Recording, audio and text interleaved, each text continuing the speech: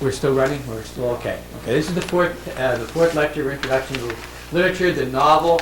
The tape should be WILO4. Of course, if you'd have to know that already to be looking at this tape if you're not here live. But in any case, to follow this lecture, you'll need this set of terms,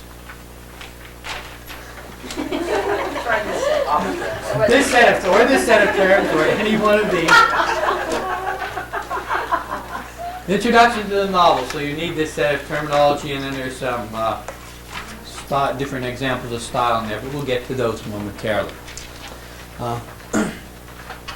The first term that we have there, all forms of written or spoken expression which do not have a regular rhythmic pattern, but do have a logical order of ideas, noticeable style expressed through diction and syntax.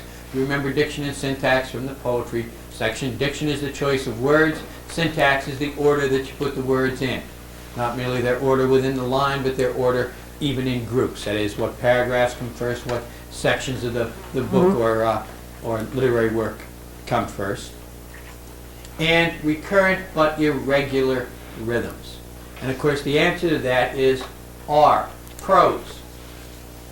Prose is basically, we've been dealing with prose actually, we dealt with it last week as well.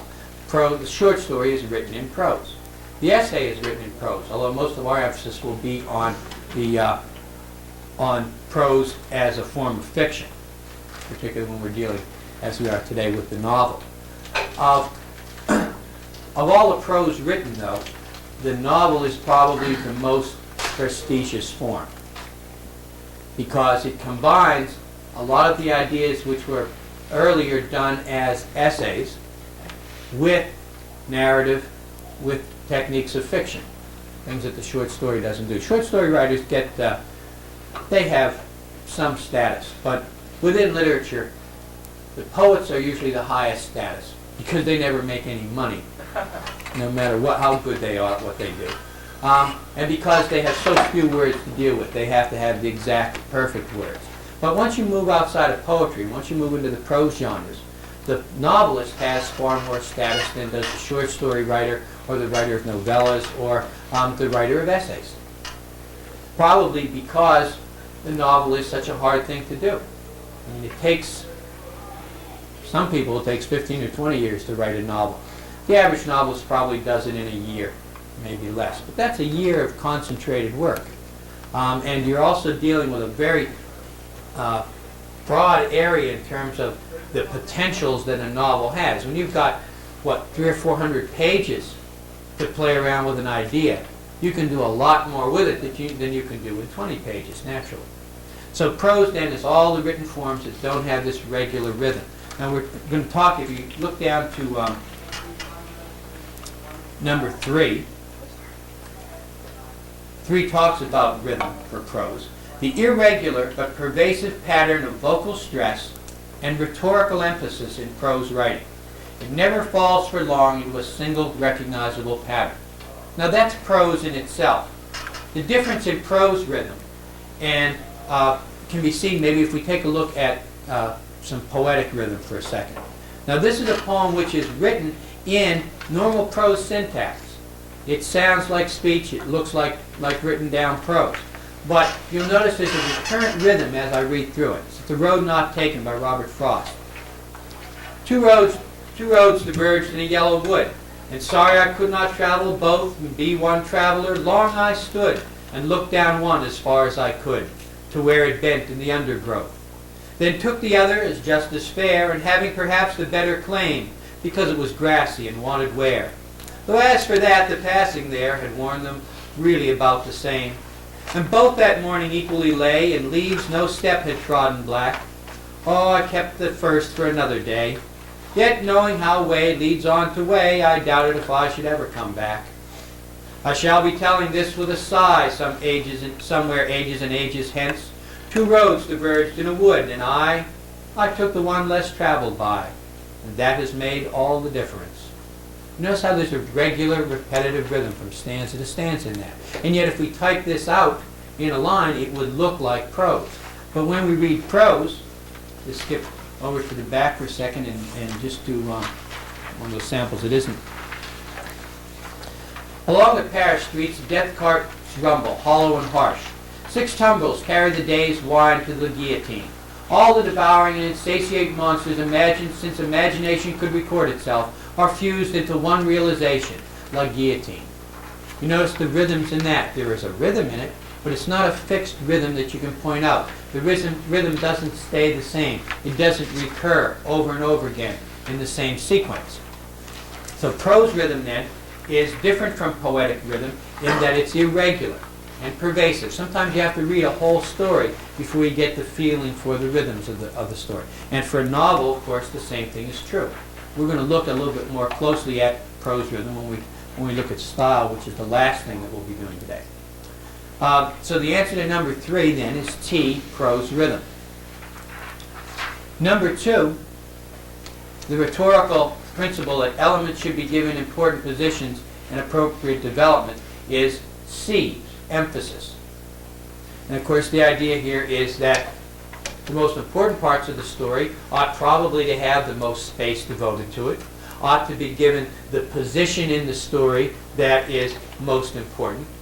The least important acts should get less emphasis. Less space should be devoted to them. They shouldn't occupy the places of primary effect. Now that's more important in some ways in novel than it is in short story, because you have such a broad range of time over which to manipulate the way your reader is going to perceive what you do. So you have to try to set it up so that, well, to take an example, Melville, who was in novels, didn't really follow the rules of emphasis very well. One of his longest chapters interrupts the action of the story entirely and goes on about how to kill a whale and how to chop it up and how to turn it into whale oil. You don't need to know that to follow anything that's going on in the story. And yet it goes on for 10 pages. That would be a flaw in terms of emphasis, in terms of the idea that the most important parts of the work ought to get the longest space and ought to be singled out for the most attention. In some of the things in terms of emphasis, we'll notice a repetition can be used as well, but we'll wait until we get to that.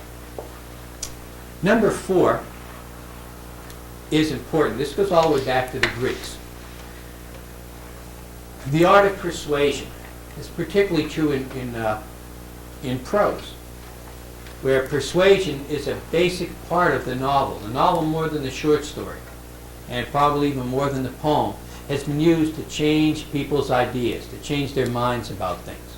Now, initially, rhetoric was primarily a matter of writing persuasively, what we would normally think of now as an essay that's meant to change somebody's mind. However, those rhetorical devices, which is why we're going to go into rhetoric a little bit, come back again in the novel. Once we move to this longer kind of work, the author tends to be dealing with broader ideas. And it's not just exploring those ideas, quite often it's to persuade you to accept a certain idea or to look on an idea in a certain particular way.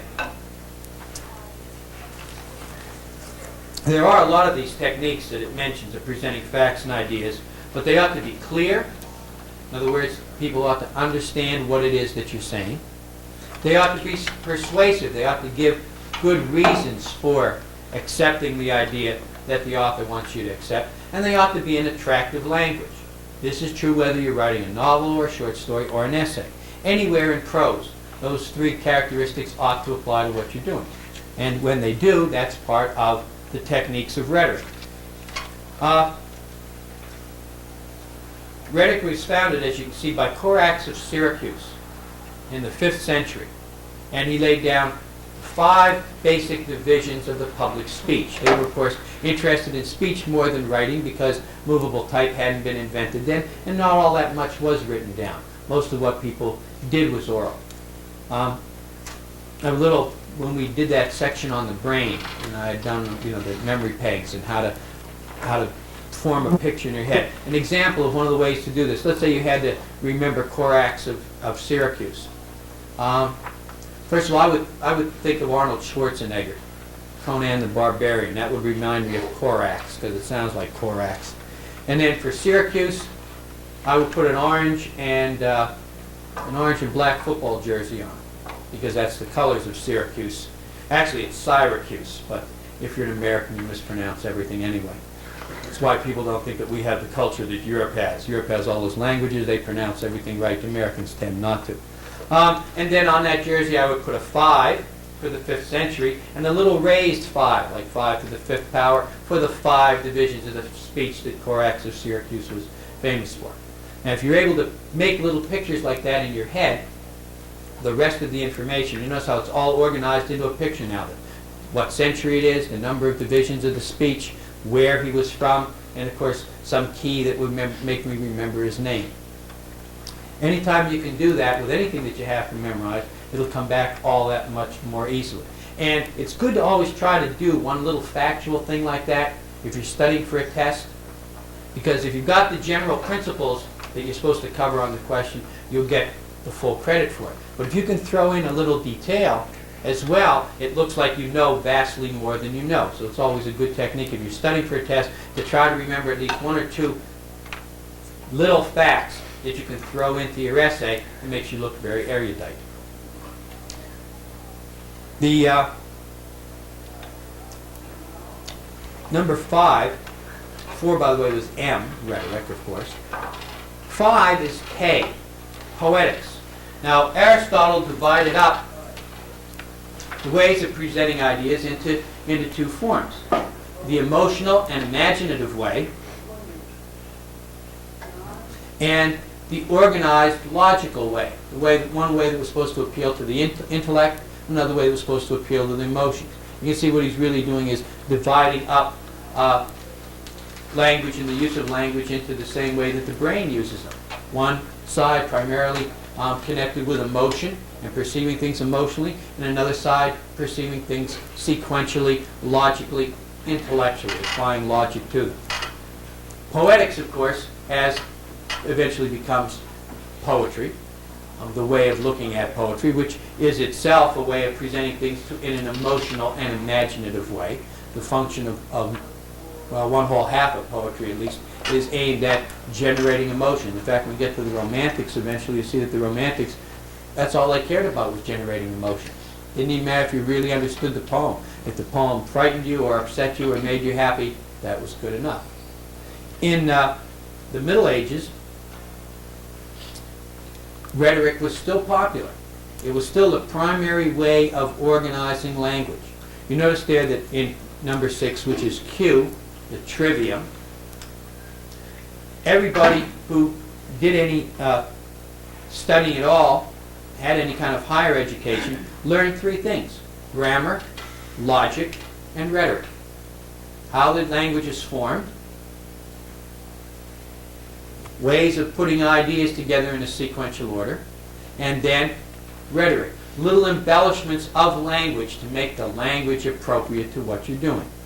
So first is learning how to use words, the second is learning how to put ideas together in a logical fashion, and the third is learning how to embellish them so that they're persuasive, so that people will come to the same conclusions that you've come to.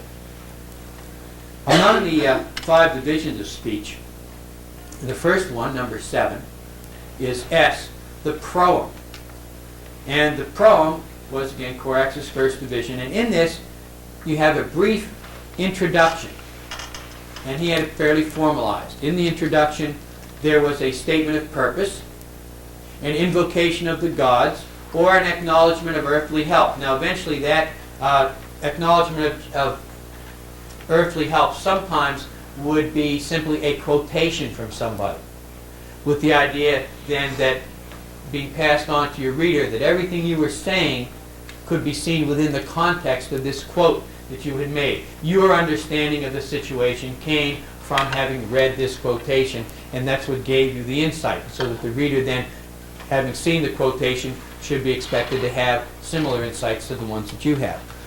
Even in a formal term paper, a lot of times you have that invocation of the gods or the acknowledgement of earthly help, who typed the paper for you or who gave you information that was on the paper and so on. So this formality persists even up into the 20th century. These forms haven't really gone away. Also in the introduction, you would get the context of the argument. What is the background for this argument? Before we begin to discuss the idea and its merits, pro and con, first we have to know what has the argument generated out of. What is the question really that's at hand?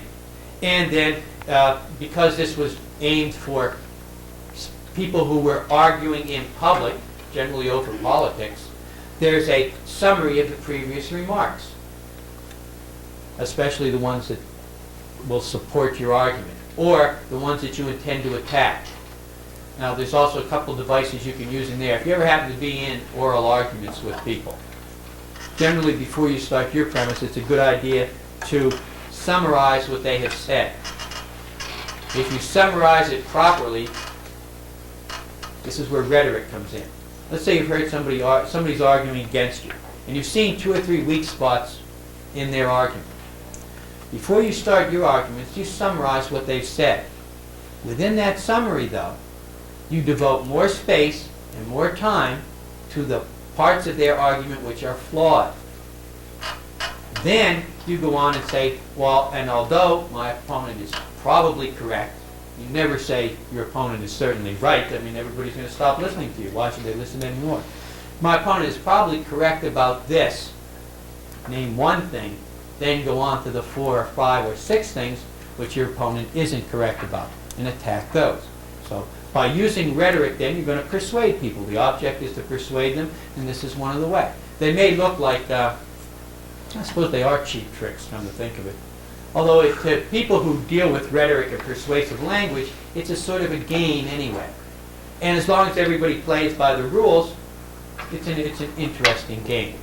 It's true that the sophists took these ideas of rhetoric and developed them to the point where people were only interested in winning the argument and not about whether or not their side was right. And it degenerated to the point where you could prove anything.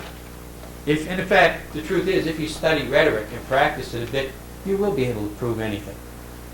And if you also happen to take a course in statistics, then you'll be able to prove it doubly, because statistics, of course, is the art of being able to lie with numbers. If you can lie with words and lie with numbers, you can make anything come out right. Now, that's generally looked down upon. Most people didn't like the sophists because they were able to do that. Nevertheless, if you're going to rise in the world, you'll find it a useful technique to be able to employ. Now, the second of his division, the narration, number 8 is E, narrative. And in the second division, after you've set out the background and introduced the argument, then you give an account in prose or verse of an actual or fictional event relative to what you're trying to persuade people about. You tell them a little story, in other words. And you do this to interest the audience and to entertain them, but you also do it to instruct and inform them. This is sort of like the public speaker who gets up, tells you what he's going to talk about, and then starts out with a little joke or a little story. And the little story becomes illustrative of the point that the speaker is going to make. Now you see how after this passes out of oratory and begins to move over into things which are written down, the 5 divisions will tend to change somewhat. You can still probably take a novel and divide it out into these 5 divisions. But what you'll notice is that the introduction will be very short, especially in the modern novel. Although, come to think of it, when you read Slaughterhouse-Five, that's got an entire chapter in itself that tells you about the writer and tells you about what caused him to write the book and what he feels the book is about, what his major points are going to be. But generally in the novel, the narrative part has expanded much to fill up most of the space, whereas in oratory it was an equal division. In fact, the longest division was really the 3rd division. Each of the other divisions were somewhat shorter. And as I said, when we get to the novel, the narrative part expands to take up more space. You tell people a story because people like to hear stories. That's the tale coming back in. But you also do it to set up the rest of your argument. You want to amuse them and you want to entertain them, but you're also informing and instructing them. You're also telling them things through the use of the story. Now you can see how that becomes the novelist's art.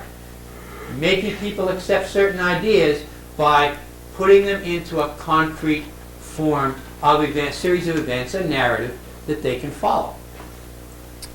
Now, there's a couple kinds of narrative that it's worthwhile making a distinction about. An unembellished recitation of the events, usually in chronological order. Pretty much the same as what we had under the term action in the short story. Just the events themselves as they occurred, not a great deal added in terms of explanation or in terms of detail, more or less a listing of what happened, a summary. That's called simple narration. O. Number 10, however, when you begin to recount these events with a specific intent, with a preconceived artistic principle behind them, then you have narrative with plot, which is F.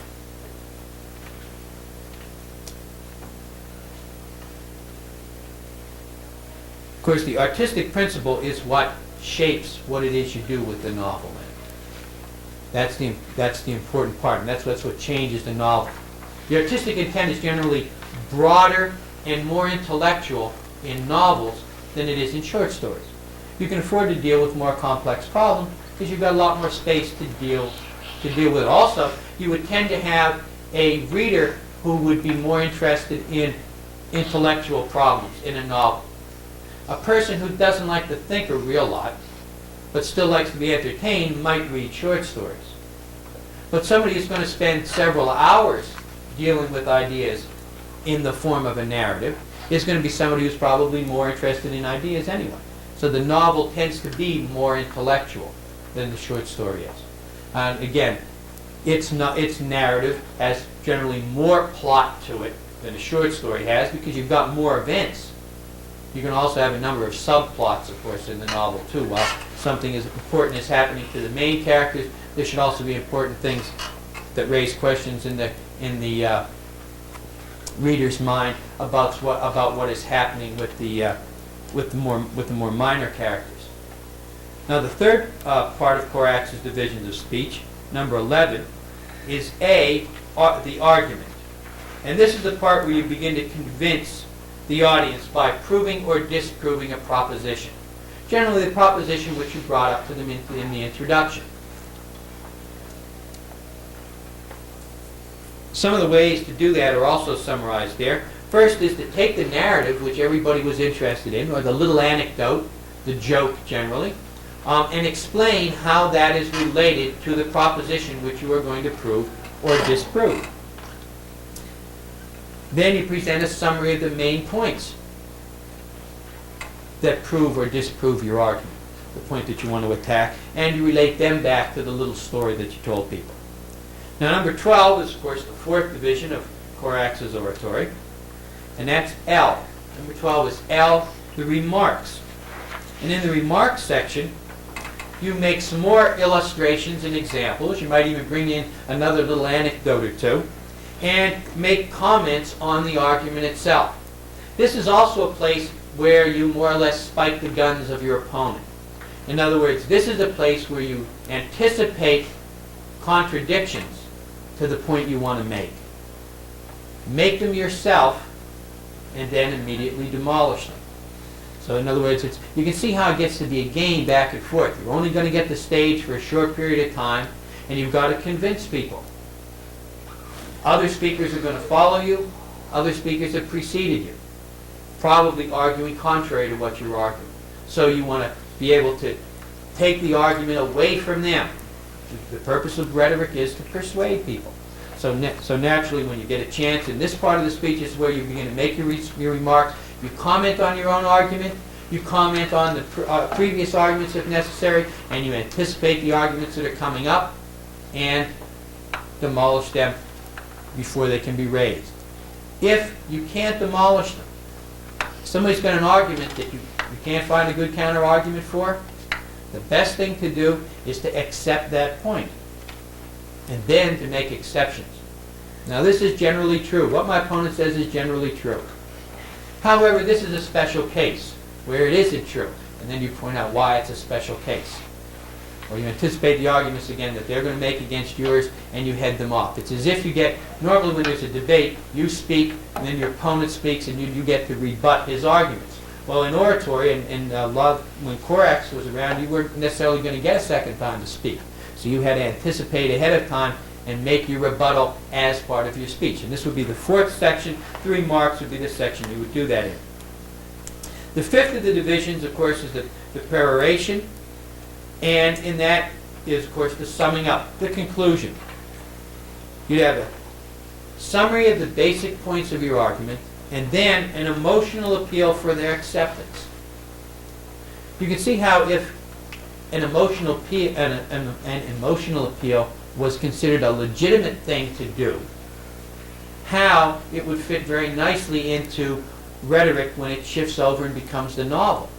Because the novel uses emotion to make the point even more than a basic speech would make. This 5 divisions of Corax's 5 divisions has a parallel kind of set of divisions of speech also in what would have to be what's normally called the barbarian cultures. Remember, while Greece and Rome is flourishing, other cultures exist in Europe, in Northern Europe. They're primarily, they're considered barbarians to the Greeks and the Romans, but then you got to remember that the Greeks and the Romans considered everybody a barbarian who wasn't a Greek or a Roman. So the fact that they called everybody from Northern Europe barbarians doesn't mean that they had no culture at all. What it means is they didn't have a culture which emphasized the intellect. These were warriors. The Greeks and the Romans, of course, fought a lot of wars themselves, but that wasn't their main job. They didn't see that hunting and theft weren't their basic ways of getting along. I mean, they, of course, did march off and conquer other countries and take everything they had, but the tribes in Northern Europe were continually taking things from one another, or the Vikings were getting on their ships and sailing around and taking stuff away from the farmers. It was very upfront, though. They came in and they said, "Hi, we're the Vikings. We're taking everything you have, and we'll kill you if you don't let us." But it was upfront. They had a big, very strong emphasis on honesty. Worst thing you could do if you were a Viking was to break your oath, tell a lie, a sworn lie. Chopping people up, you could pay off that. In other words, you killed somebody, you could go and pay their family money and maybe even serve them for a certain length of time, and it would be forgotten. If you broke your oath, nobody wanted to have anything to do with you. Now, they developed a kind of speech making also. It probably generated out of the banquets that would follow the battles. All the spoils are piled up, all the goodies are there. Everybody's generally drunk by that time, and they're all talking about what they did in the battle, you know, how heroic and so on they were. Especially in the Middle Ages, up to about 1000, 1100, 1200. In the Scandinavian countries in particular, this was the mead hall was where all this took place. All the warriors came back to the big hall. And the mead hall, of course, is named for mead, what they drank, which is a liquor made from fermented honey. It's supposed to be enormously powerful stuff. And they would come back and, of course, celebrate their victory. Now, you could stand up and speak at the mead hall, but you got to remember this is a group of armed men who are on their way to getting drunk, if not drunk already, who all are pretty egomaniacal and see themselves as the great hero. So when you got up to speak, you were standing up in the company of men. You had to justify your right to stand up and speak. And it followed divisions which were similar to, now nobody sat down like Corax, the Greeks who were very intellectual, and organized all this. It just sort of became a tradition to approach getting up and speaking in this way. And as you can see there, in number 14, which by the way is B, Celtic rhetoric, this is the protocol of the mead hall.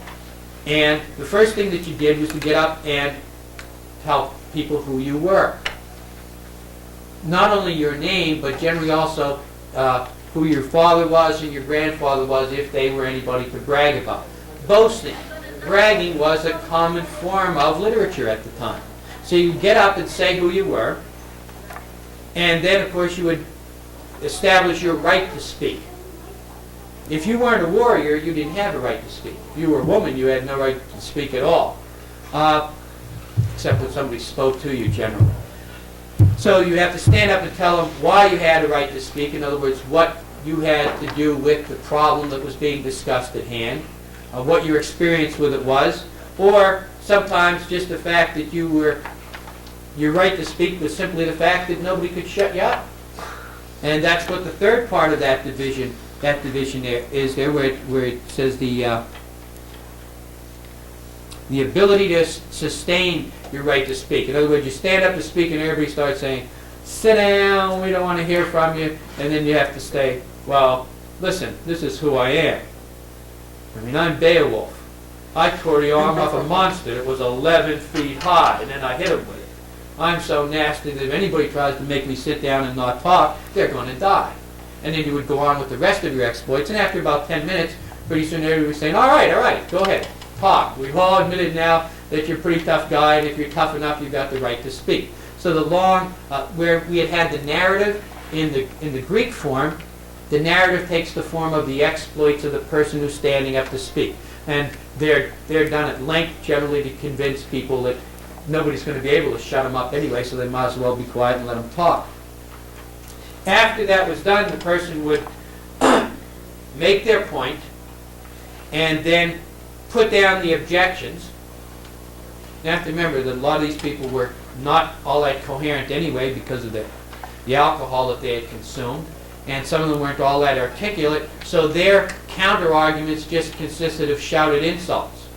The speaker then, instead of where the Greeks, if someone made an argument against yours, you would argue back against them. Here all you had to do is re-insult them, or else intimidate them into keeping their mouth shut. And if you could intimidate everybody into keeping their mouth shut, then your point passed, and your oration was successful. And the way you knew was the last part, the table pounding and the weapon wielding and the mead chugging and or the fights. If people liked what you said and agreed with you, they banged on the table and shouted and cheered. Sort of like a big fraternity party in a jock fraternity house. Everybody's drunk and arguing and pounding on the table and doing ridiculous things. And taking out their weapons and wielding them too, showing them off, banging on the table with their swords and stuff. And then sometimes, if you banged on the table with your sword, somebody else took exception to your drawing the sword, and then the fights would begin. If you were lucky and that didn't happen, then basically everybody started drinking their mead. The argument was over now, everybody had been intimidated, so people had 3 or 4 more big tankards full of mead and fell off their chairs onto the floor, and there wasn't a great deal more problem with them. Of course, the Scots, who I mentioned earlier, the Vikings had poets who traveled around telling stories to everybody. They weren't always warriors. Sometimes they were, but the later on you go, the less they tend to be warriors. And they had when they were here, when this stuff was going on, you could get killed just standing next to somebody. I mean, somebody takes out their sword like that, and there it is, your head's on the floor. People say, oh, wow, man, I mean, Sorry. that was the poet. You just killed the poet. Nobody's going to be able to entertain us today. And also, if you got up and gave your, recited your poetry, and that somebody in the audience happened to be related to somebody you painted as a villain, they might get up and hack you up with their battle axe. So it's tough business being a poet around this time. And you can see the difference in rhetoric between the barbaric, the emotional. See here, the whole thing is to generate emotion in people. Either intimidate them, or not really to convince them intellectually, but to convince them that your argument is going to carry because you can physically enforce that argument. Among the Greeks, it was much more intellectual. It was considered very bad form to stand up in the forum and punch out your opponent because you didn't agree with him. Perfectly acceptable among the Vikings. That's how you establish the most manly man is the one that can beat everybody else up. You can see how these things sort of come into conflict as they move more and more toward the modern era. Now the novel, which I've been talking about all along without defining, number 15, is G. And this is an extended fictional prose narrative.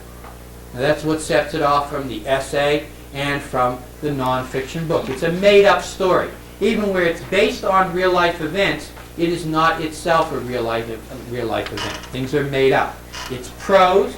It's not written in poetry. It doesn't rhyme. It hasn't got a consistent meter, and it's not broken up into poetic form, although the language itself may be poetic. Now, sometimes a distinction is made between the novel, number 15, and number 17, and the romance. And where that distinction is made, the novel is assumed to be a realistic portrayal of life, bound by the facts of the actual world and the laws of probability. It's organized around a theme or idea. The author is still there manipulating the events that happen. But basically, the characters will look like real people, will act, speak, and think like real people, and the stuff that can happen to them is stuff that everybody says, yes, that is the most likely thing to have occurred, or at least that it is likely to have occurred. Now, in the romance, you can sort of see how the novel becomes an extension, a sort of narrative form of the sketch, and the romance becomes a narrative form of the tale. Because the narrative, the romance rather, which is also fictional and also long, emphasizes the narrative part much more. And also deals with times that are very far in the past, or places that are very far away, and things which are not likely to happen. Where it deals with events and sort of presents them as if they really occurred, usually it sets them in another place where you could never really check up on them. So the imagination plays a much greater part in the romance, as it did in the tale. You're allowed to have heroic figures. You can have heroic figures in the novel, but they're not generally as heroic as they're going to be in the romance. The romance was the most popular. When we get into medieval and classical, you see how the romance was the most popular form of entertainment during the Middle Ages. Makes a lot of sense. Stories about heroes, who are they going to appeal to? Knights in armor, who aren't busy out fighting that day. People in castles, whose whole culture is centered around the military, centered around armor and fighting and so on. Tales of fighting are going to amuse them all the more. So the romantic tale is going to be, when you see the medieval era, you see the romance being popular. So generally now the novel, for a long time a division is made, and novels were required to present things realistically, things that really could have happened, pretty much as they could have happened. Although it was still clear that they were fictional. They weren't true events. They weren't something that definitely did happen exactly the way it did. They were still being used for an effect, to create an idea, to persuade somebody. There's another short form halfway between the short story and the novel, which is number 16, H, the novella.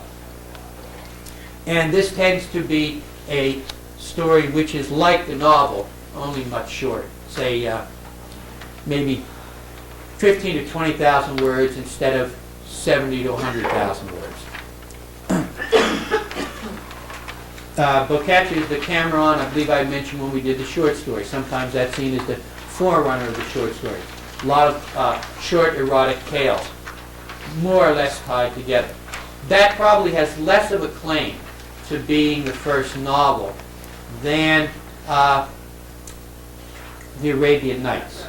Tales of Scheherazade, because in the Arabian Nights, if I remember it right, what do you call the king in Persia?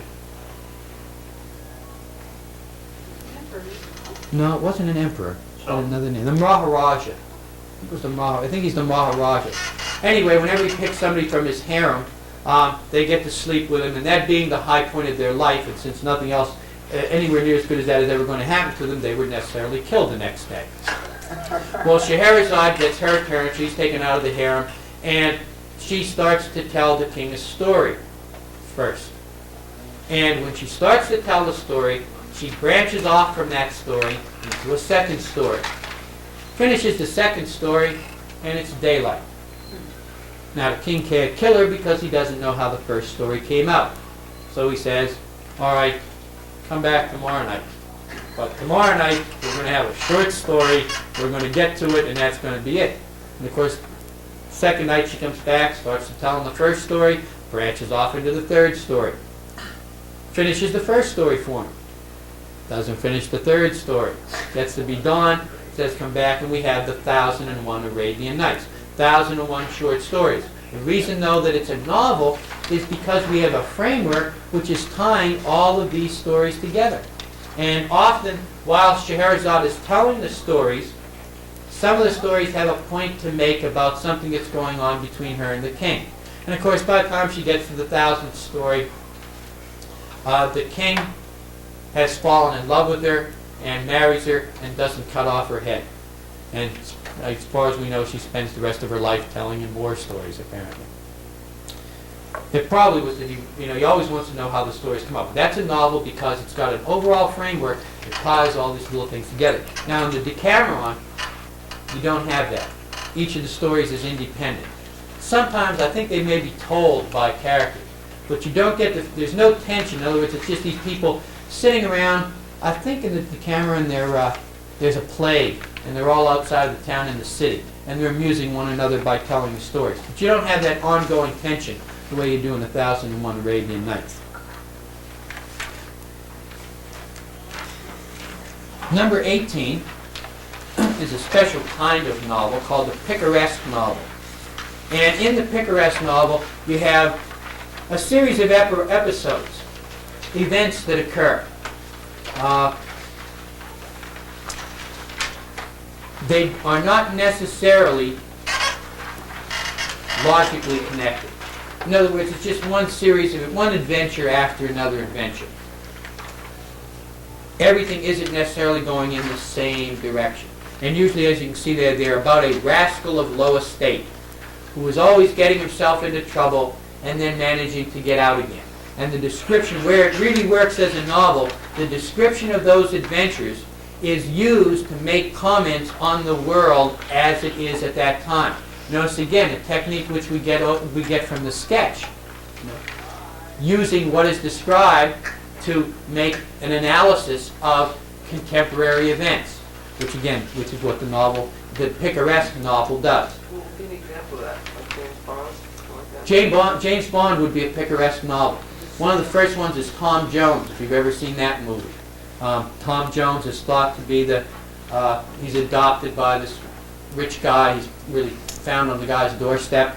And then they realize that he was illegitimate, and he's dispossessed from the household for seeming to attempt to seduce one of the, I think it's the maid who was really seducing him. And then he goes off and he's got all these adventures. And all the people who were in the beginning of the story all tied back in together at the end. But one adventure doesn't necessarily precede another. James Bond, he's walking along, somebody tries to kill him. We know it's related to the ultimate antagonist that he's facing, but the second attempt on his life could be reversed with the first attempt, and it wouldn't make much difference. The ultimate picaresque novel is probably, in movie version, it's Smokey the Bandit. It doesn't matter whether they jump the broken bridge first, or if they run through the line of other cars bumping into them first. It doesn't matter whether the sheriff goes into the water or gets the fenders ripped off his car first. You can reverse those and it doesn't make much difference to the story. That's picaresque. If it were a novel, that would be a picaresque novel. I guess as a film, that would be a picaresque film. They're not sharply related, and they don't all lead you down the same path in the same direction. Number 19 is a motif. And a motif is anything that keeps cropping back up again. It can be recurrent images, it can be words, it can be objects, sometimes it can even be a character who only appears at certain times. There's the novel called The Canticle for Leibowitz. And it's about the world being destroyed eventually and being put almost back into the Dark Ages, and then how it slowly develops. And there's a guy who appears in the beginning of the story and is walking up this road in front of this monastery, which is there throughout the 1,000-year period or so that the novel covers. And every time a radical change occurs at the monastery, this guy walks past again up the road. Same guys. 25 years later, he hasn't aged. He becomes a motif. He's a way of commenting on what's going on in the story. Something that always keeps popping back up in the story. bullfights in The Sun Also Rises. They're mentioned or they appear in a number of different chapters. And the bullfighter becomes the image of the person who lives life full of. He would be a motif. Sometimes a word or a phrase. The section that we have a little bit further down on a stone, a leaf, an unfound door, from Thomas Wolfe's Look Homeward, Angel. That line, a stone, a leaf, an unfound door, will keep cropping up in the story as it goes along, as a way for the author to comment and enlarge the meaning of what's there, what's in the story. The narrative itself is commented upon by these things recurring, by the images, by the phrasing or whatever that keeps coming back. So that would be, number 19 would be D, motif. And number 20 would be style. And style, as you can see, is the arrangement of words. Everything has a style. Even nonfiction prose has a style. Drama has a style. Poetry has a style. Style, I can't remember who it is. I think it's Buisson who said, style is the man. That it's the person showing through the words. That only they could have put things together in that particular and precise way. Now other people see style as being related to literary movements. That at a given time, certain people will write with, let's say, what's called a realistic style. At other times, they'll write with a more florid style. And it represents the interaction between the idea to be expressed. You notice how important the idea is with the novel. The action is important, but not anywhere near as important as that basic idea that the story is all about and that the novelist is trying to persuade you to make some kind of a judgment on. Often the novelist himself will have made a judgment, and he's trying to get you to accept that, persuade you to accept it. But the idea is really far more important in the novel than it is, say, in the short story. Often a lot more important than it is in the poem also. Because you can afford in something short like that to conjure up an emotion and just let it ride. With a novel, primarily aimed at making people think a lot. And again, style is the author's particular, unique, individual approach to the story that he's telling and the genre that he's working in. In other words, if you're writing a romantic novel, Harlequin Gothic, there's a certain style that certain things you have to do with your style because of that genre, because of that literary subcategory. You couldn't have a real poetic style. You couldn't use a lot of convoluted sentences. You couldn't change the syntax of sentences around much at all, because that's not acceptable within that genre. So it's a mixture then of both the individual author and the constraints that are placed on him by the genre he's operating in, and the idea which he's trying to express. If you write in the mystery genre, there's a certain way that you have to write. A certain number of things that have to be in the story, or the readers are going to be disappointed. Nevertheless, mystery writers all have different styles. It's, again, that interaction between the writer, what he's trying to get across, and the kind of writing that he's trying to do. As you can see right under that, there are a number of elements, a number of things that make up style, and which vary from author to author. The first is the word choice, which which you saw was an important thing for poets. Which word do you use out of all the words that you could possibly use? The second one, sentence structure and variety. Now, we didn't see that as much in poetry, because quite often the entire poem would only come out to be 2 or 3 sentences, if that. Particularly in the novel, where you have a much greater number of sentences to deal with, you'll be able to notice a general tendency to write long sentences, to write short sentences, and so on. The imagery, the kind of images that you use in the story. Some writers tend to be very good with visual images. They have a lot of pictures whenever they want to take an abstract idea and make it concrete. They go right away to the visual. Others go right away to the tactile. What does it feel like? If you're writing if you were writing an erotic story, if you were a visual writer, you wouldn't tend to do as well as if you were a tactile writer. Somebody who tells you because sex is all about touch. It's not, I mean, vision is involved, but you don't lose an awful lot if it's dark. So a writer who's very good on tactility would be able to write that kind of a story much better than an author whose normal choice of imagery is usually visual, or one who's usually auditory. In other words, a writer who's very good at picking up sounds. He would do better to write a story in which there's a lot of speech, because that's what he's good at. He can key right in on speech and reproduce it just the way it sounds. Another writer may be very good at visual things. So he would tend to have a repetition of images which are visual, whereas the other one would tend to go away from the images and try to create it through the sound of the characters talking. The rhythm is, of course, what we did very back in the beginning when I covered the term on prose rhythm. That's the beats in it, the music that flows along under the words. That will vary also from person to person. Repetition. Some people repeat things quite a bit. You'll notice a number of repetitions in the sun also rises. Words that will come back again and again. Where people talk to one another. They will repeat what somebody else said. Other characters have certain key phrases that always come back. Coherence. How does the work hold together? Does the writer, now, the fact that it doesn't hold together in a very rigid way doesn't necessarily make it a bad novel. A novel, again, offers a lot of opportunities that a short story doesn't to a writer because he's got so much more space. Some authors will go off on tangents. For example, let's say they have a character who walks into a museum and is looking at a painting. And it's a modern art painting. Now, another character comes in, and the main point of having them there is to have these two characters interact and advance the plot. However, the author stops, has the character look at the painting, describes it to you, and then goes off on an explanation about what modern art is and what modern art ought to be.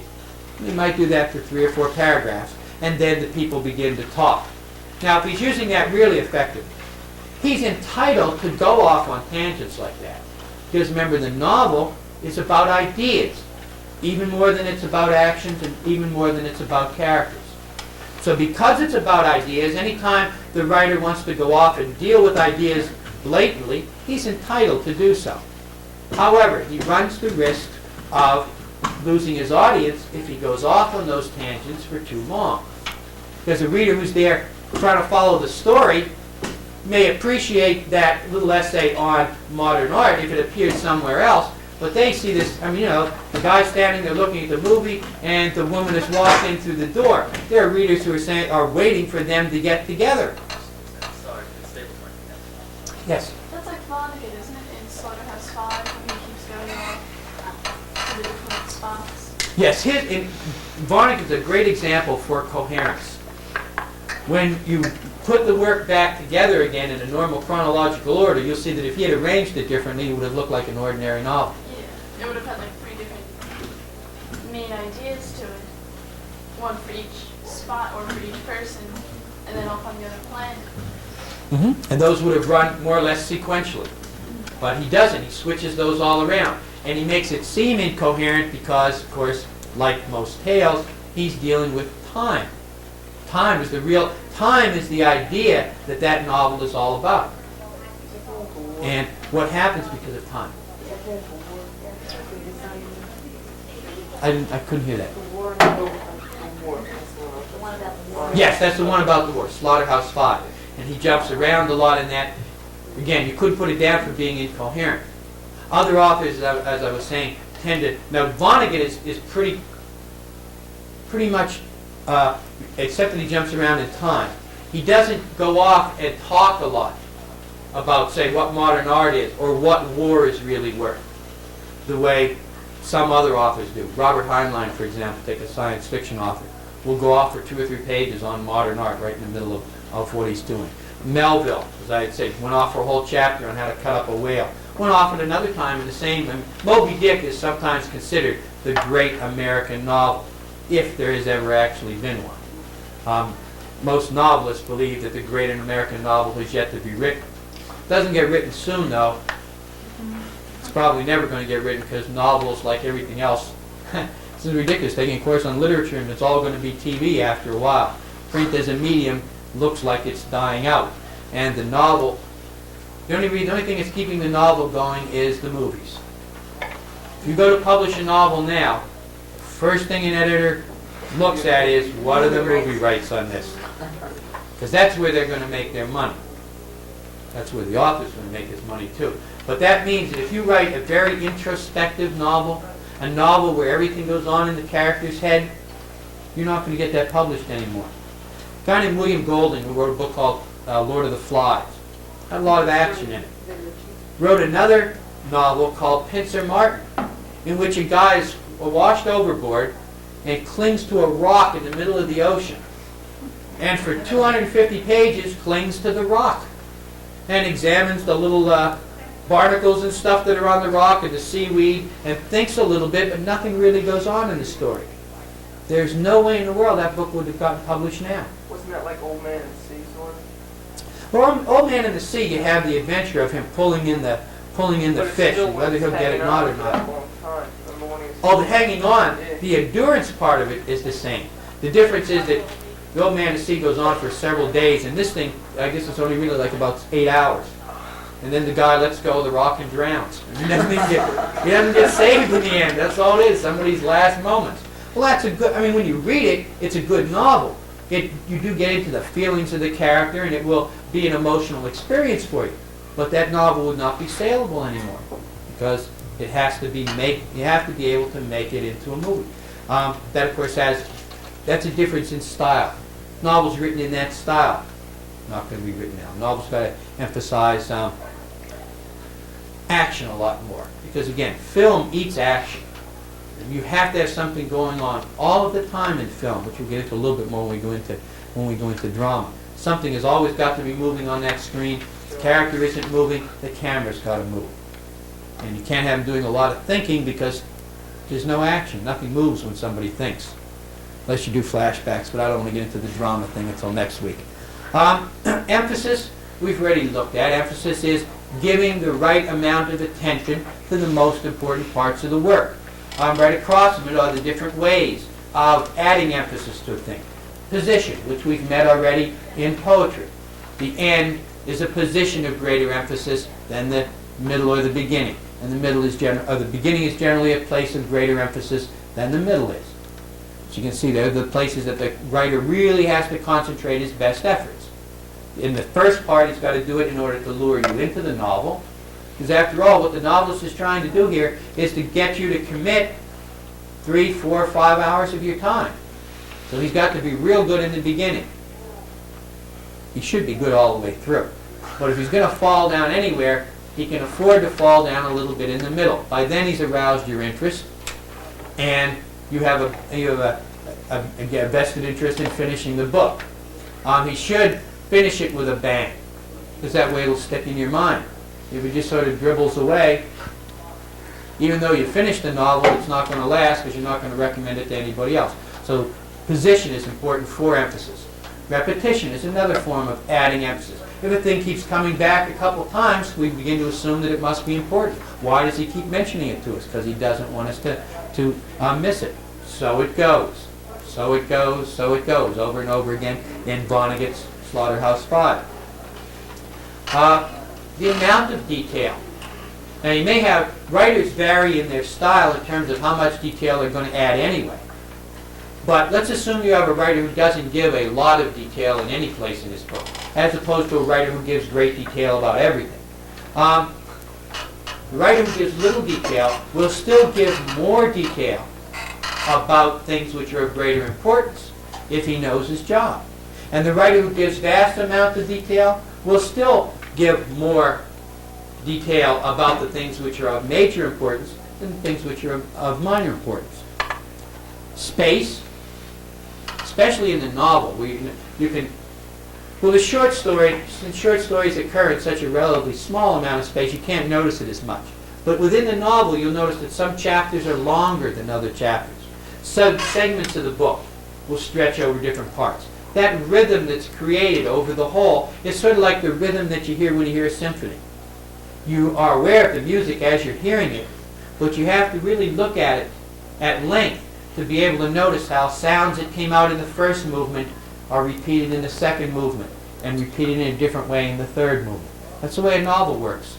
Things that are mentioned here are brought back again, but in different forms. And in order to notice how overall space is allotted, you'll be able to pick up the general overall rhythm of the work. Contrast of elements. Now this is, of course, primarily related to the rhetorical approach. How much attention do you give? And one of the easiest ways to make your point is to show how the opposite of it occurs. And when we get into drama, you'll see a term called a foil, which is a character who has some characteristics in common with the major character, but whose actions contrast that character. Actually,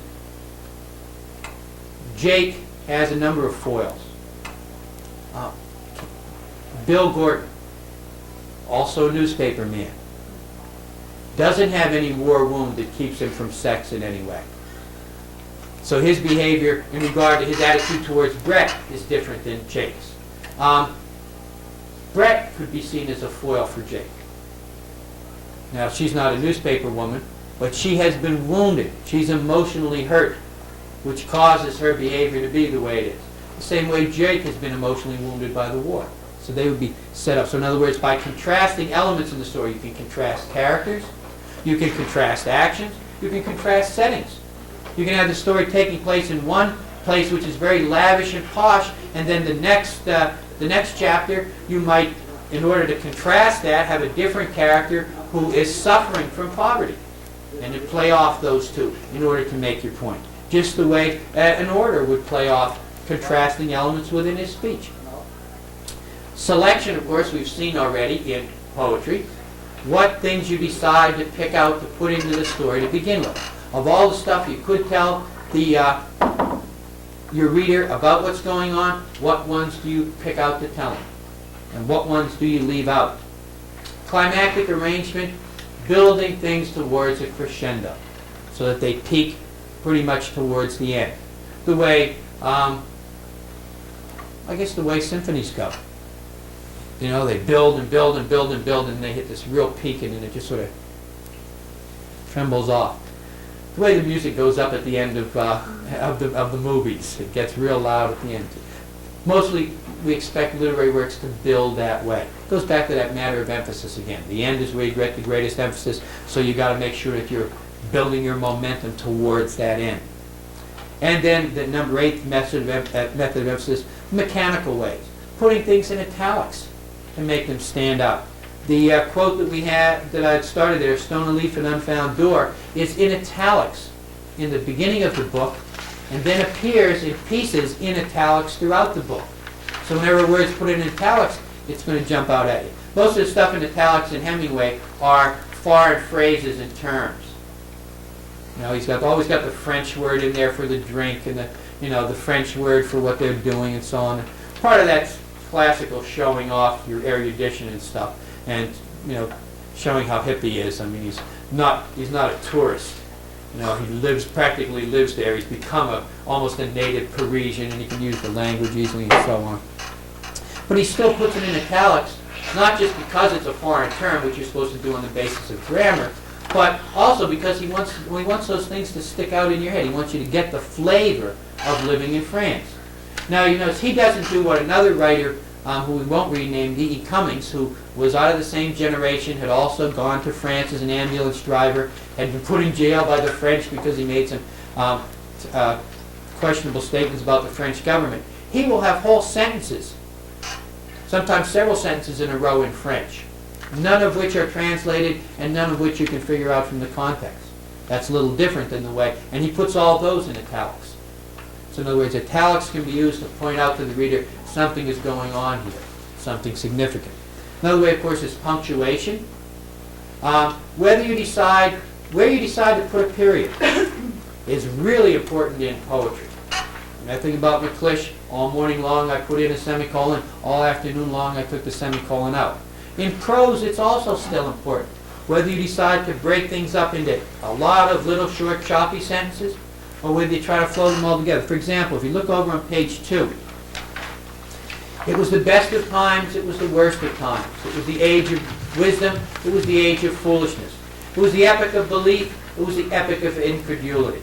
It was the season of light, it was the season of darkness. It was the spring of hope, it was the winter of despair. We had everything before us, we had nothing before us. We were all going direct to heaven, we were all going direct the other way. In short, the period was so far like the present period that some of its noisiest authorities insist on its being received for good or evil in the superlative degree of comparison only. Now you notice how that's all one long sentence. Punctuation is what sets it off that way. It would be a much different style if it went, it was the best of times, period. It was the worst of times, period. It was the age of wisdom. It was, period. It was the age of foolishness. If you replace all those commas with periods, you have an abrupt stop after each one. Instead of them being paired, you notice how they all balance one another? They have the same grammatical structure. Only a word or so changes from phrase to phrase. If they were all broken, if they were separated with periods, that would make a big difference. They would no longer be pairs in a long chain of pairs, all of which are aiming towards a logical conclusion. They would be separate individual elements. So their unity, being paired up, wouldn't stick out as much, just by changing the punctuation, something which you wouldn't think in prose, especially in a novel, which is hundreds of pages long, would be all that significant. Now the style, what we have underneath, anybody have any questions on element of style and methods of emphasis? What was number 13? The text correct. Say that again? I. Oh, number 13 was I, peroration. I'll go over all of them at the end anyway. What we have underneath there is a number of different styles. Now the first one is from the King James Version of the Christian Bible, which was done in about 1611. The reason that's in there is obviously not for any religious significance, but because the style of the King James Bible influenced every writer in the English language since then. It influenced Shakespeare enormously. Its way of balancing things off, the rhetorical devices which it used, had an enormous impact on the writers that followed. A lot of them were peasants. It was the first writing any of them were ever exposed to. So the style of it was very familiar to them and naturally permeated what they did. That was the basic reading of a lot of the writers, especially when you get into American literature, all the early American writers.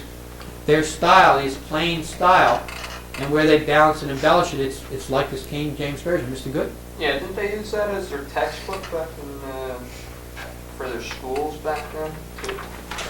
The Bible was used at length in schools, yes. It wasn't really so much a textbook, but there was a Bible reading every day and a discussion generally of that in some way. And it was brought into teaching wherever it was possible to bring it in. It was that for a long time, it was the only book that was widely available in print. So it shaped a lot of what people wrote, from the style that they had been exposed to. Actually, it's a really remarkable book for one reason. In fact, if you were religiously oriented, you could make one good argument in favor of it being divinely inspired. And that is, it's one of the most poetic books in the language, and it was written by a committee. Now, a committee almost never does anything of value. And for a committee to write poetry, we would say on the face of it that is patently impossible. And yet there's the whole book has a poetry that runs through it, which is pretty surprising. Unless on the committee that wrote the book there was one guy who dominated and took everybody's advice on the translation of the words, but he sat down and wrote the whole thing. Like, what was it, Declaration of Independence Jefferson wrote? Everybody input their ideas, but Jefferson did the phrasing. That's why it's as well phrased as it is. In any case, if we take a look at the style in this, you'll notice it'll be different from some of the styles we have later. One of the ways is that everything is where Dickens, it was the best of times, it was the worst of times. He connected these things by making them parallel. This connects them, if you notice, by and. As if all of the ideas being part of an oration are necessarily connected together, but the ands are put in for two reasons. To connect all of the ideas so they seem to be part of an inevitable flow of ideas, and also for the rhythm. Without the ands, the rhythm will break down. For example, if you read it with them in the beginning God created the heaven and the earth was without form and void, and darkness was upon the face of the deep.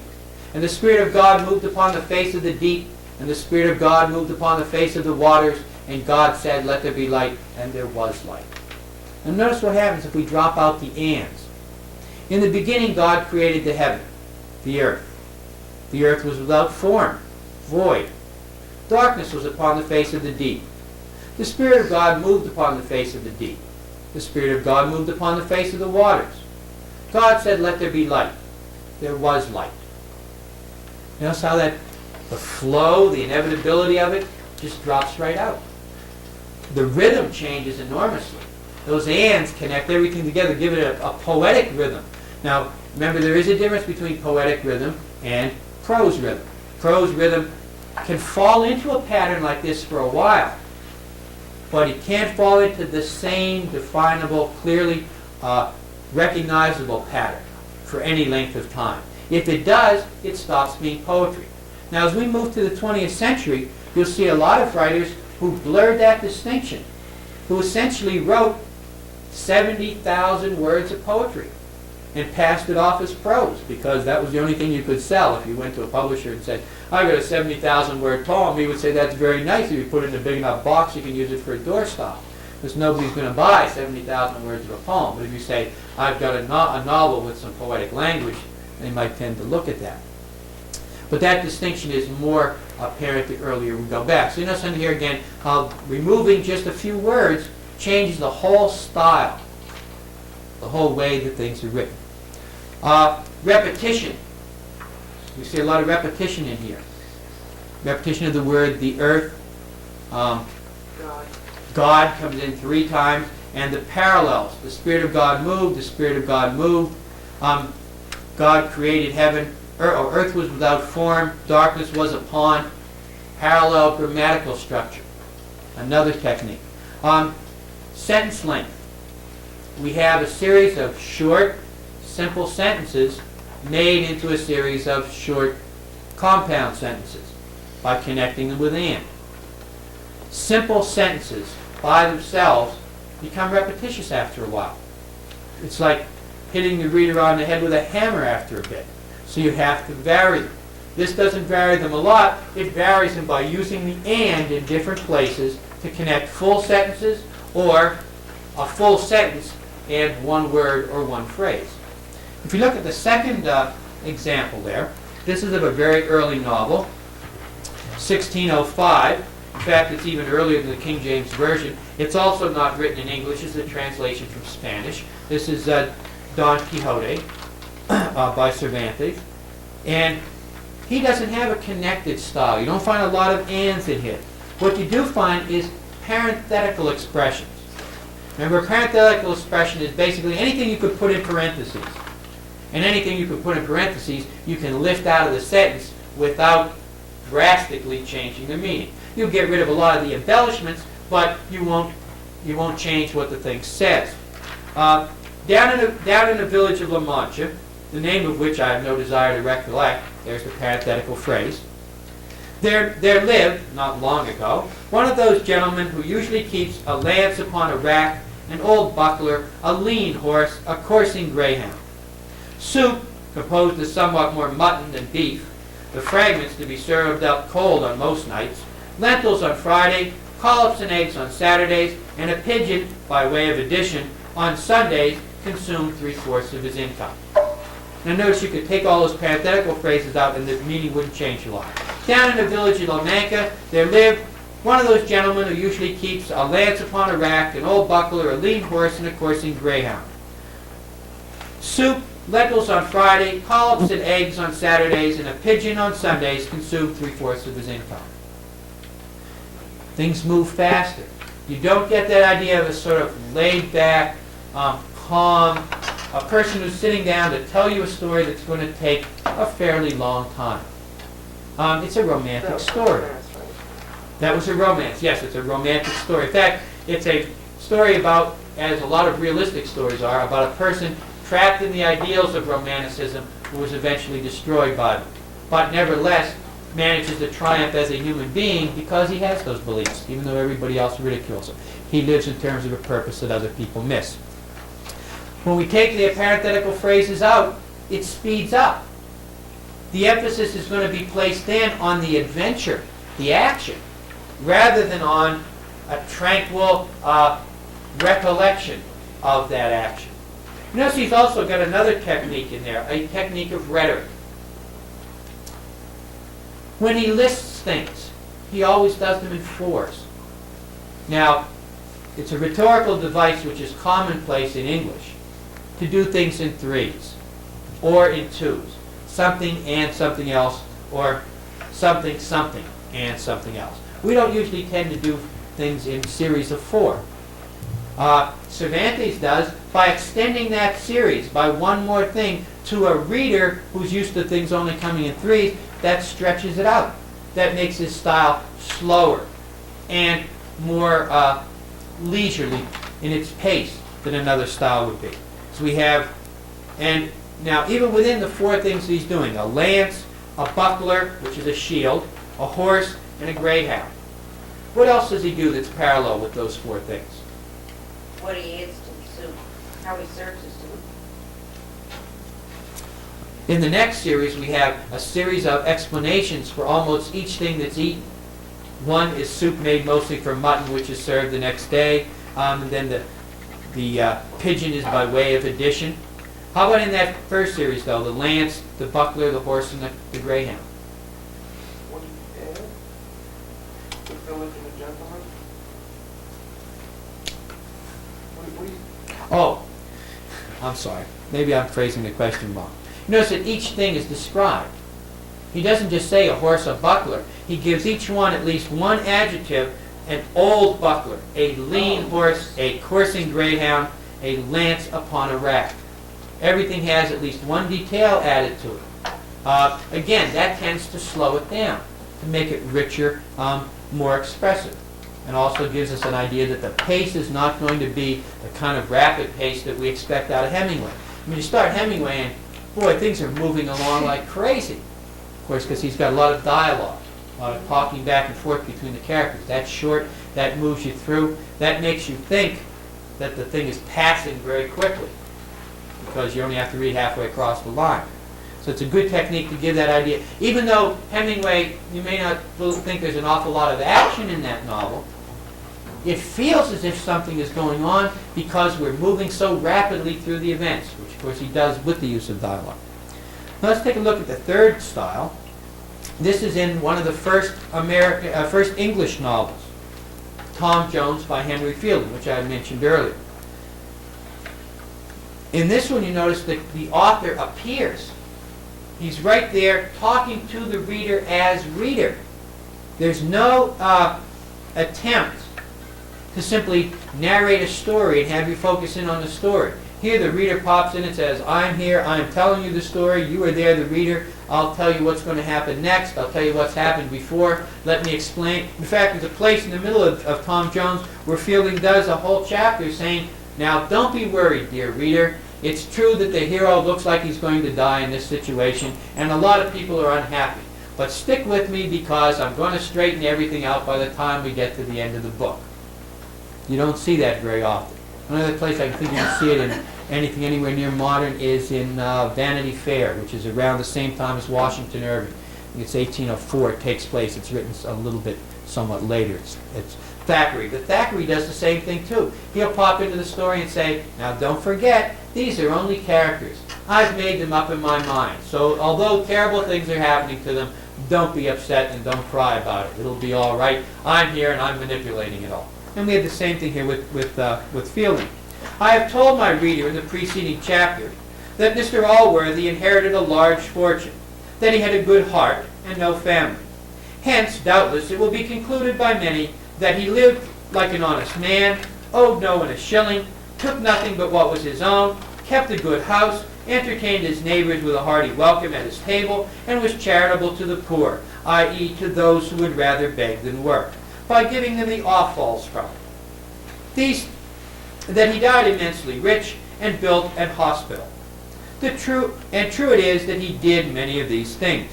But had he done nothing more, I should have left him to have recorded his own merits on some fair freestone over the door of that hospital. Number of differences in the style here. First of all, it's not only personal, but it's objective. He's not treating these events as if they're affecting him. He's going to tell us about them. It's an intellectual approach to what's going on in the story. He's setting up a number of parallels too. Within his sentence, and you notice that that's all one sentence. Sentences are longer generally the further you go back. We've got all one long sentence there with a number of parallels. That Mr. Abernathy inherited, that he had a good heart, and then he shortens it, and no family. So in other words, he's varying the length of his sentences, even though on the whole they tend to be pretty long. Hence it will be concluded that he kept a good house, entertained his neighbors, was charitable, and then we have another bunch of other parenthetical things here. Notice the little comment he makes here on the poor. He gives us his definition of the poor, those who would rather beg than work. He's imposing his opinion on us, and he's not at all bashful about it, because he's not bashful about telling us that he is writing a novel and that he's in charge of it. He knows what's going on. So we have a long series where Cervantes had 4. He's got more than 4. Lived like an honest man, owed no one a shilling, took nothing that wasn't his own, kept a good house, entertained his neighbors, was charitable, died rich, built a hospital. Now it's a whole lot. Here, instead of being a series of objects, which Cervantes connects, he connects a series of actions. We don't have 4, we have a whole long chain of them. And then he brings it to a point. If this was all he did, I wouldn't have bothered to write about it. Somewhat the way, what was it that we had done? Somewhat the way Dickens does with his. He gives us a whole lot of examples, and then he comes to a conclusion. These times were so extreme, they were just like they are now, and people only talked about them in the superlative. The superlative is greatest, best, and so on. Now, if we move down a little bit further, you'll see another narrator who shows up in person. But he doesn't pretend to be, he doesn't tell us he's an author.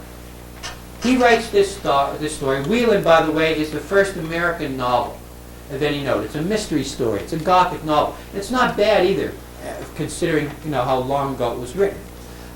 He doesn't tell us that he's giving us a novel. He tells us that he's narrating events which really happened to him. He's emotionally committed. There's no objectivity in this. In fact, it's so subjective that it's almost whiny in places. I feel a little reluctance in complying with your request. You know not fully the cause of my sorrows. You are a stranger to the depths of my distress. Hence your efforts at conciliation must necessarily fail. Yet the tale I'm going to tell you is not intended as a claim upon your sympathy. In the midst of my despair, I do not disdain to contribute what little I can to the benefit of mankind. Now he's telling us the story, but we get an intense involvement in the story. That's a difference in style. They're both using first person, they're using it in a different way. You notice the sentences are shorter. A lot of simple declarative sentences, one after another. He varies them a little bit towards the end, in the midst of my despair, but for the most part they're simple declarative sentences. Wrought with emotion, there's an objectivity a little bit. He's not going to break down on us halfway through the story, but we still get the idea that he's clearly involved. There's an intensity developed here. Short sentences move us pretty fast through the action. That creates the intensity. Of course, he's writing 50 years after Fielding was writing. Sentences are getting shorter now. Of course, he's also an American. He's a primitive. Maybe that's why he hasn't got the florid style of the Europeans. Dickens is an Englishman. As you can see, even though he's writing another 50 years or so after Charles Brockden Brown was writing, he's gone back to the long, rotund, balanced sentences which were considered the best kind of a style. A lot of detail added, but added in pairs, balancing things off, one against another. Not remarkably, the title of the thing is A Tale of Two Cities, which are being compared. The city before the Revolution and the city after the Revolution. So he's setting us up here, again, a matter of style, for the balance of the whole book. Two characters. There is a character in the book who are twins. One of them's a kind of a rascal, and the other's a good guy, and the good guy's going to get his head cut off in the guillotine. And the rascal, at the end, turns out to be a good guy after all, and goes and gets his head cut off in the place of the guy who looks like him. That balance that he's talking about is also in the style. That shows that he's a good stylist, that the way he's writing the story reflects what the story is all about.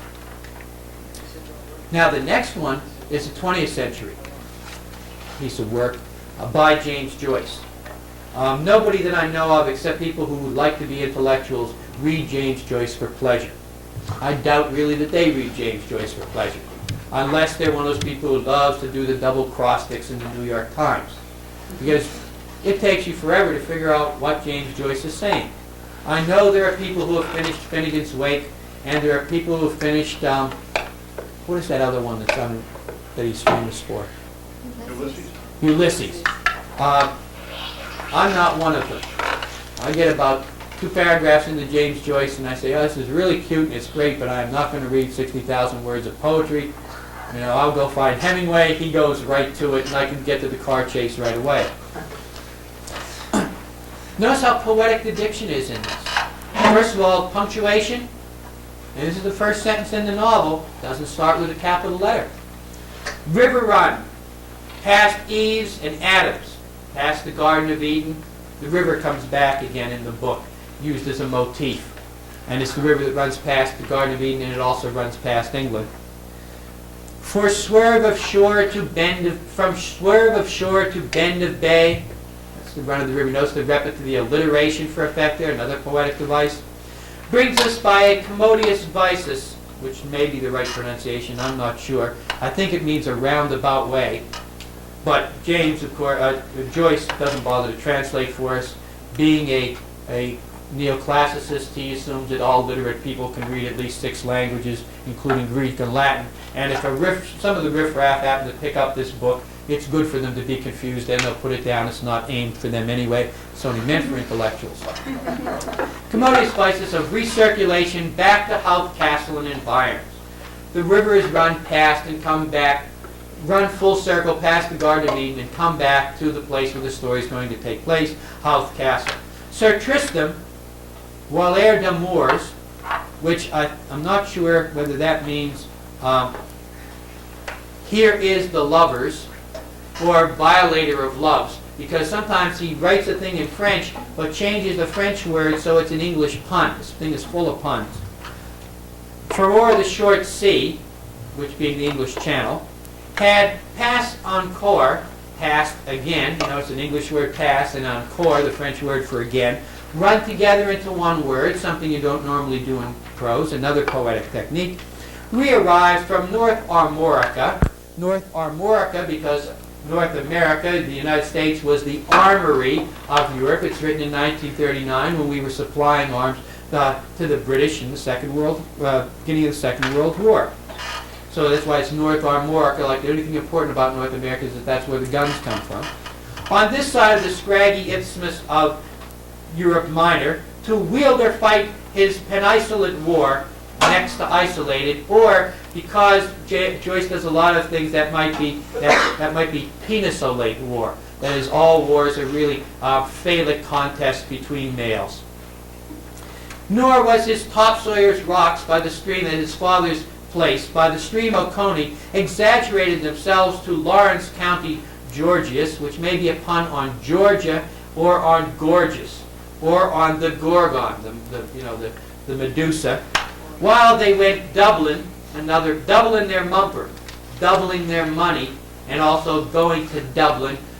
Joyce is an Irishman, he writes about Dublin all the time. It's another punt.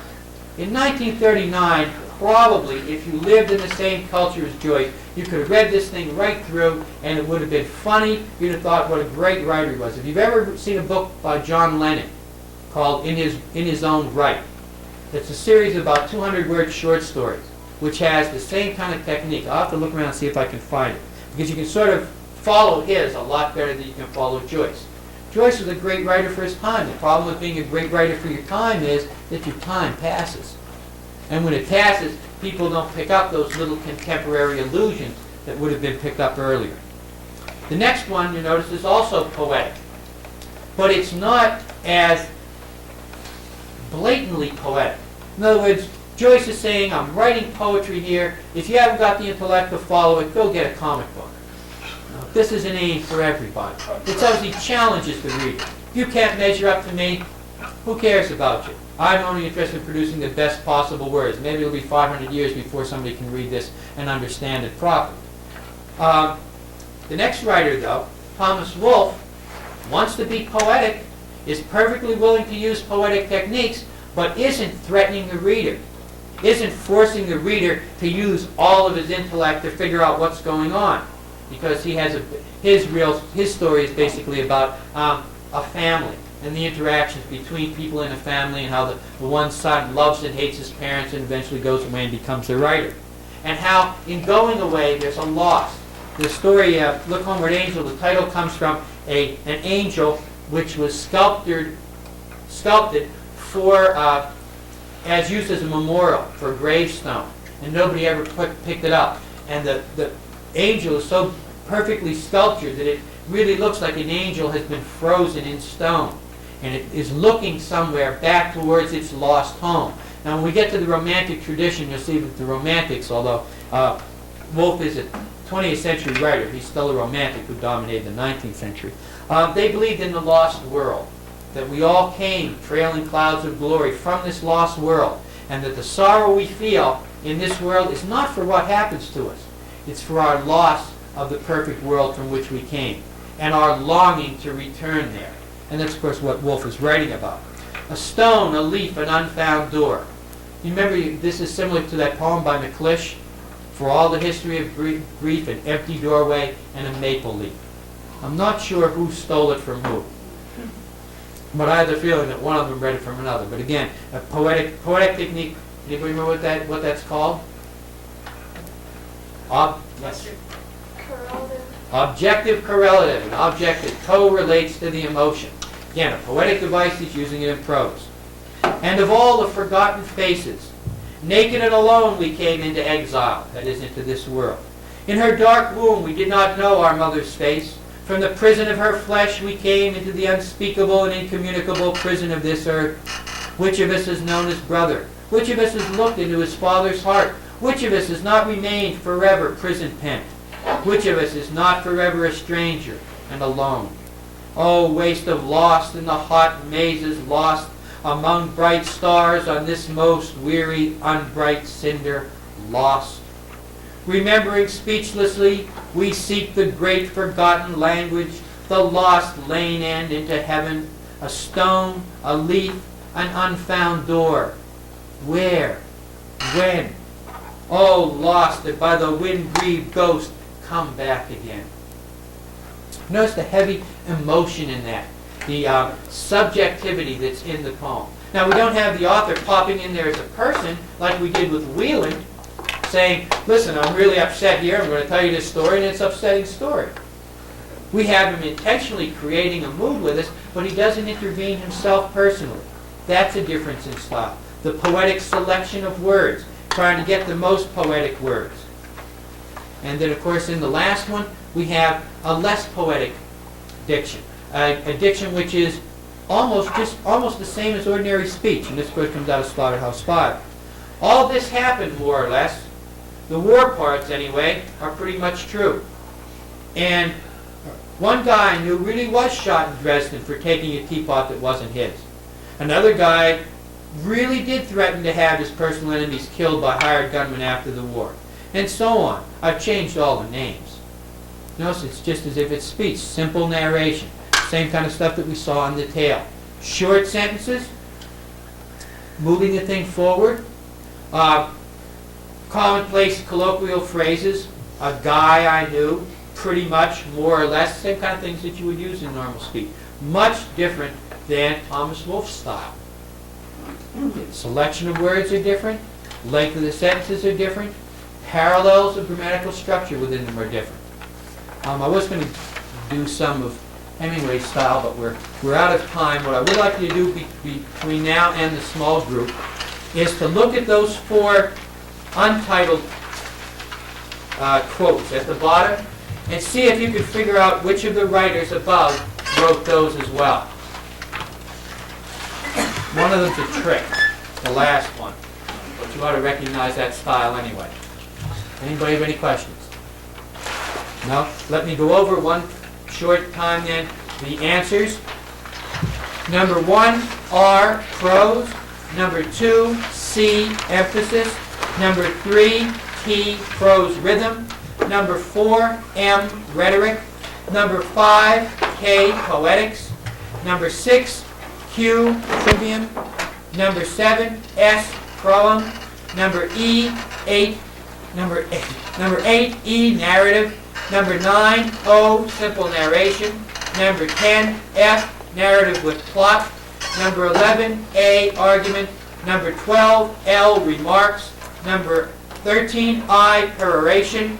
Number 14, B, Celtic rhetoric. Number 15, G, novel. Number 16, H, novella. Number 17, N, romance. Number 18, J, picaresque novel. Number 19, D, motif. Number 20, P, style.